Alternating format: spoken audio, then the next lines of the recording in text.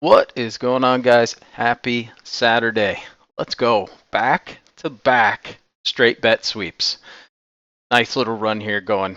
We did get two pushes, so technically count.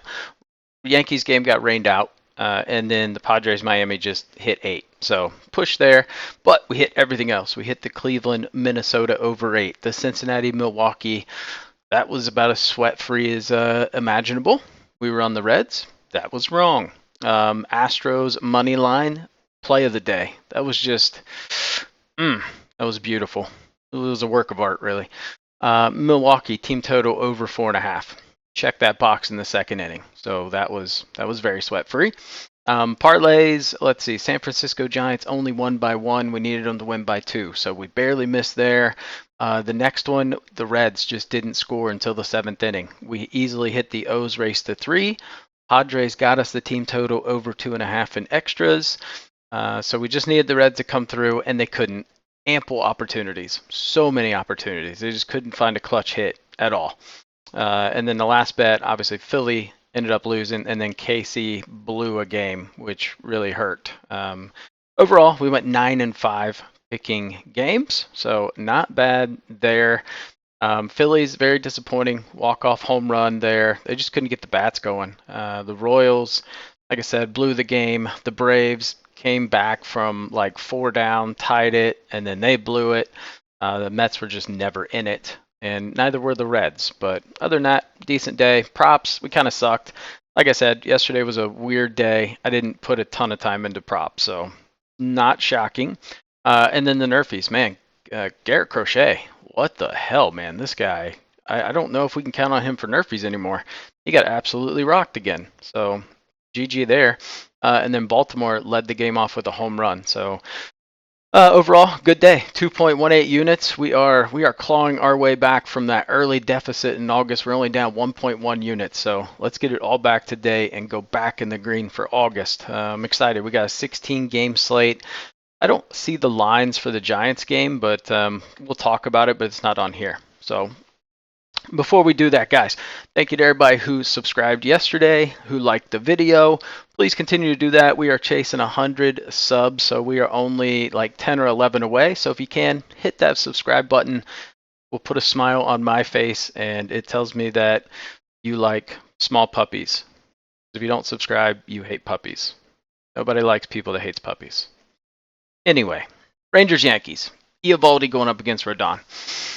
I like the Yankees here. I also like the over. The line wasn't posted, but it's what the hell was it? 8.5, something like that. Okay, it's 8.5 at -108. So I do like that with a 10-mile-an-hour wind blowing out. You got Rodon, who is a fly ball pitcher. That does scare me a little bit. If we look at Eovaldi's been pretty good home. He's been really bad away. He's got a 4.57 ERA. Rodon's the opposite. He's better home than he is away. Well, I guess he'd be the same technically.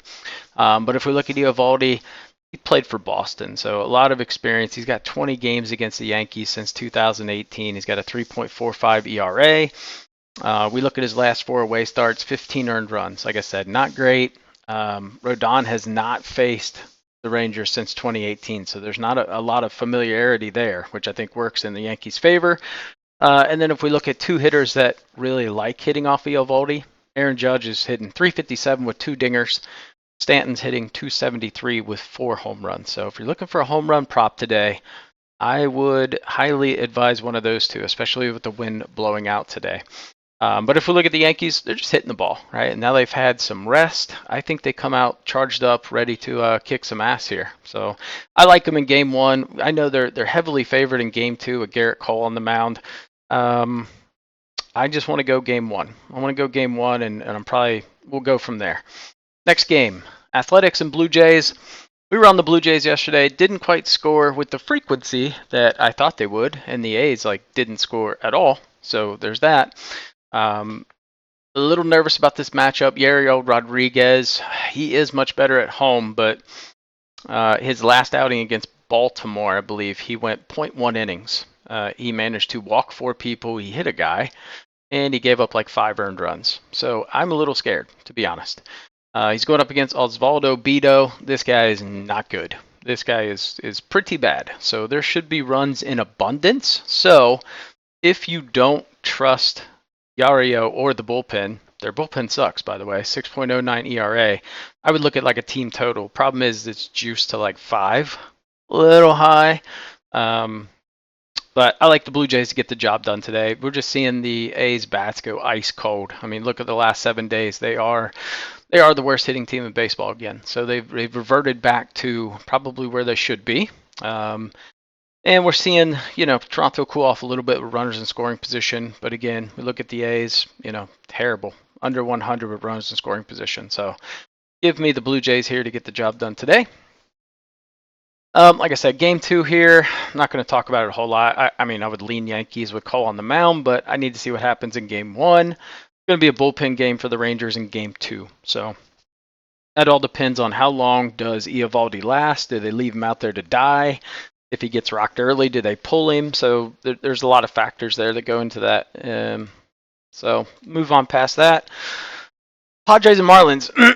Oh my God, the Padres were driving me nuts yesterday. They just kept getting runners on and couldn't get a hit. And then they finally did, thank God. And then they just exploded.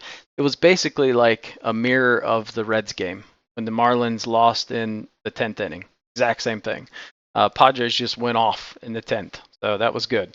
Roddery Munoz going up against the knuckleballer Matt Waldron. Munoz, not good. 6.82 ERA.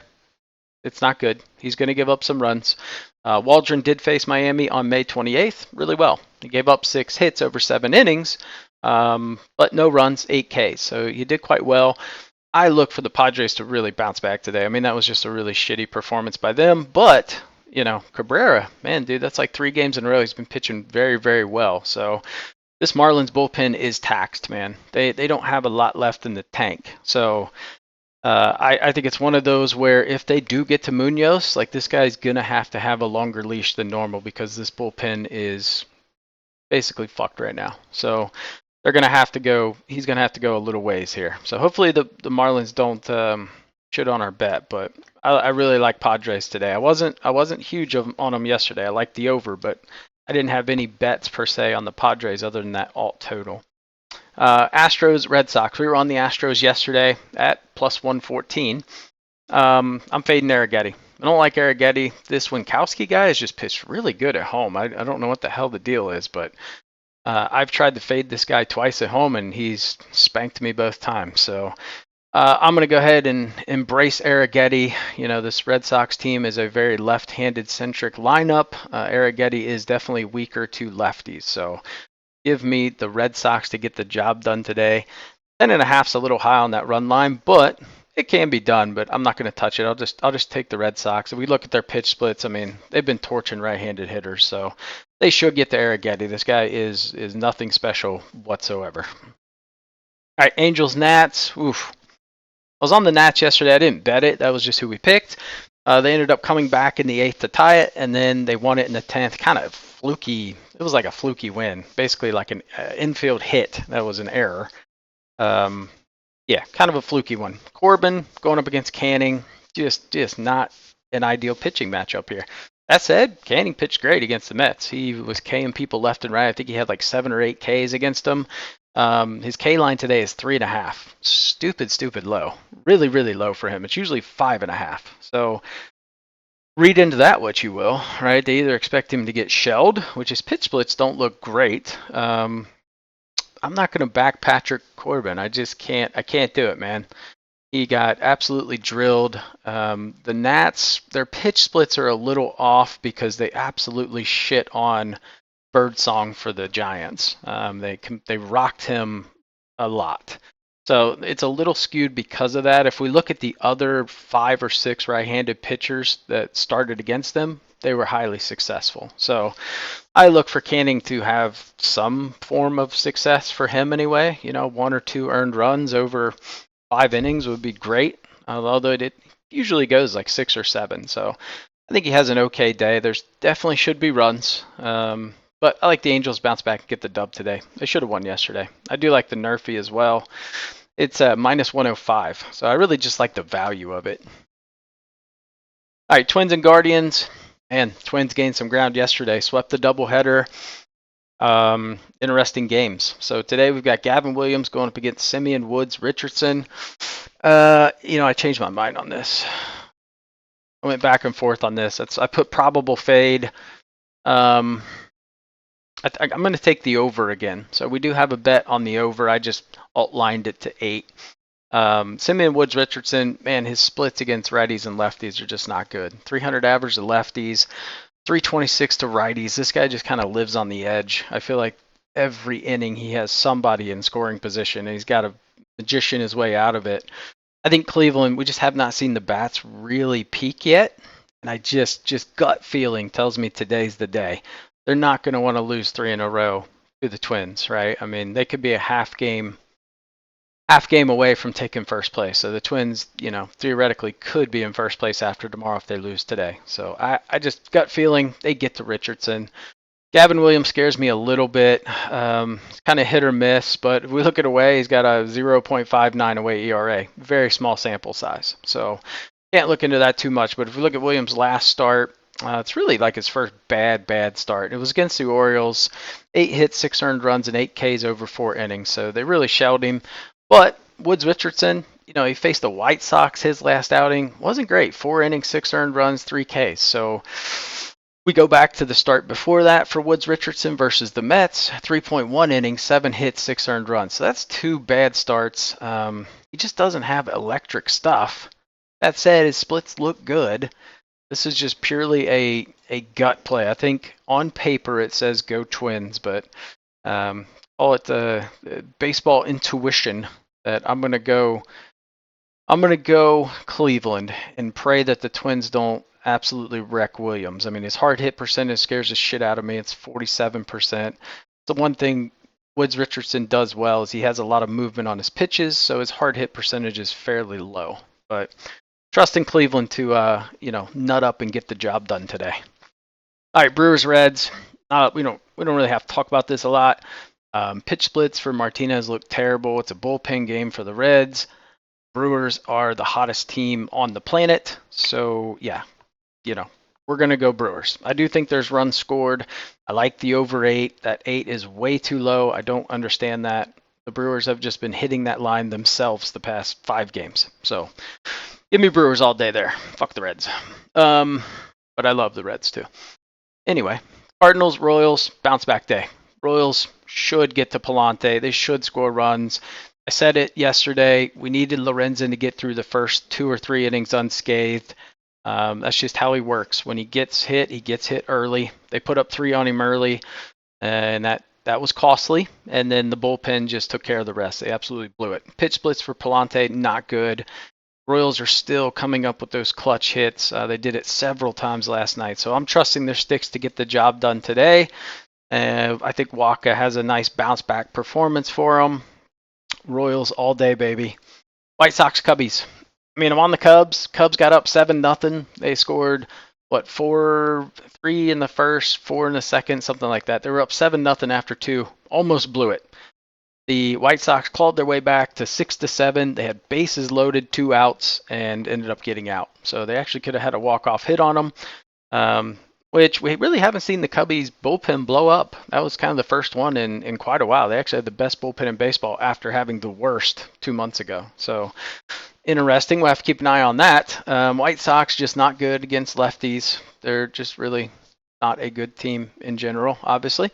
If you want to get ballsy, you could take them at plus 205 or take their team total over 3.5 at plus 120. I think that's a way you can still find value on the White Sox with them not having to win. So we got the wind blowing out too. 12-mile-an-hour wind blowing out, which doesn't necessarily work in their favor because Flexen is a fly ball pitcher. So give me the Cubs here. I don't know if I'll bet it. I mean, you got to bet run line to find value, and even that's at minus 148. And I personally don't trust Steele. Steele's a little dodgy for me. 14 earned runs in his last 4 starts. Flexen's terrible. So you got 2 really shitty pitchers. Over 9 at plus 100 looks pretty appealing if you trust the White Sox to hit. That's the problem. All right, Orioles Rays. Real easy game here. This line actually jumped down to 7. Interesting. So I got it at 7.5 this morning, so I'm on the under 7.5. But yeah, I don't know how this is minus 175. Honestly, I thought this would be in the 200s, but this is an Orioles all day. First five minus a half is at minus 120. You can do run line at plus 100. There's just too much value here. I got to back Burns. There's nothing that shows me that they're going to hit Burns. So pretty easy one here. All right, Phillies and the D-backs. Oh, the Phillies. Will their bats come back to life? I don't know. If we look at Nola, he has not had a lot of success pitching in Arizona. He pitched there one time in 2023, one time in 2022. Gave up 4 earned runs in 2023. Gave up 8 earned runs in 2022. If we look at his splits, it's not good, right? It's very similar to Wheeler's, but not as severe. He doesn't do well against lefties, and the lefties are who are going to do the damage in the Diamondbacks lineup. So I like the D-backs here. I would love to back the Phillies for a bounce-back win. I just haven't seen their sticks come around. The pitch splits look really bad for Nola. They don't look amazing for Gallen, but I just don't know if I trust their bats. It feels like they can't jive. It's like Schwarber's hot and then Harper's cold, or Turner's hot and Schwarber and Harper are cold, or Stott. Like, they have such a fantastic lineup, but they're not hitting together right now. So we'll go D-backs here. We're getting decent value at 112. I don't love Gallen at home. We're just hoping he can shut them down. I'm going to look at this over 8.5. If it drops to 8, I will 100% nail the shit out of that. I'm going to hit it hard too. Pound it.